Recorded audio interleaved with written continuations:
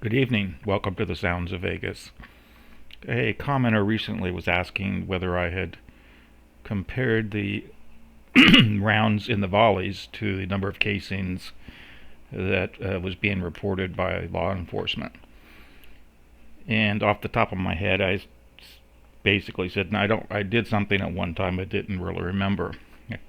Well, earlier this evening I did a search of my drive and I found this spreadsheet, and apparently I did a little bit of research on it, since I have what I consider to be better and more accurate counts on the volleys than most. And then what I did was compare that against the shell casings and the firing weapons as listed in the fit report. So I list all the volleys here with the exception of the possible pistol shot that was on a cop cam somewhere. And I've counted all these with the exception of a Campos video or audio recording, since I have no clue if or when somebody has something that is, even reasonable.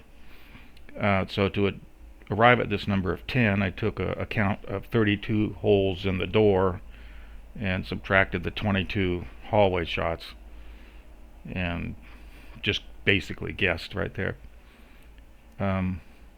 As some of you may not be aware, the numbers are kind of interesting in that we see a sequence of 100, 95, 100, 95, some in-between stuff, 190, 100, 95, and then a bunch of 100s, and then again some sub-100 counts.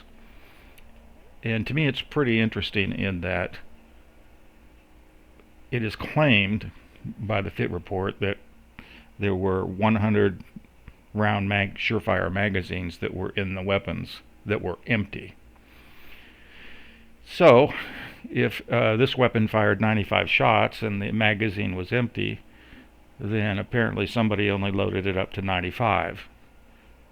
And that makes me start wondering, because in the old days of Vietnam there was some issues with jamming, and so people started loading their magazines to less than full to keep them from jamming.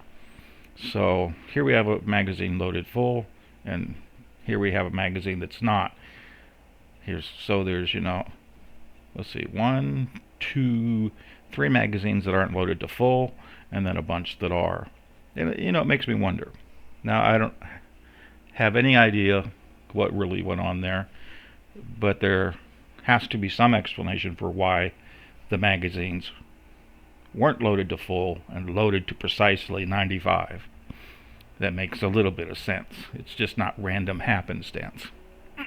But anyway, so what I've done here is listed each firearm by the evidence ID marker in the order that the volleys were fired, the most probable firearm, and the number of rounds came out, and accordingly the number of casings. And I have 2 columns because at one point in time these numbers didn't match, and the casings gave me a way to order the guns in a way that seemed reasonable.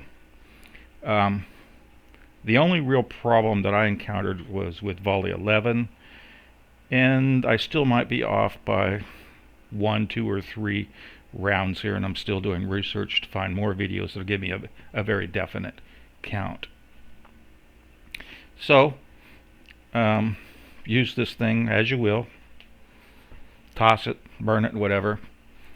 I didn't find any more notes, but obviously I spent some time, because I even went to the trouble of looking at the gun placement in the room and in the tub to determine the order in which they were fired, except for this one, which I just said, hey, it's the nearest to the 50 plus rounds from 11A and B.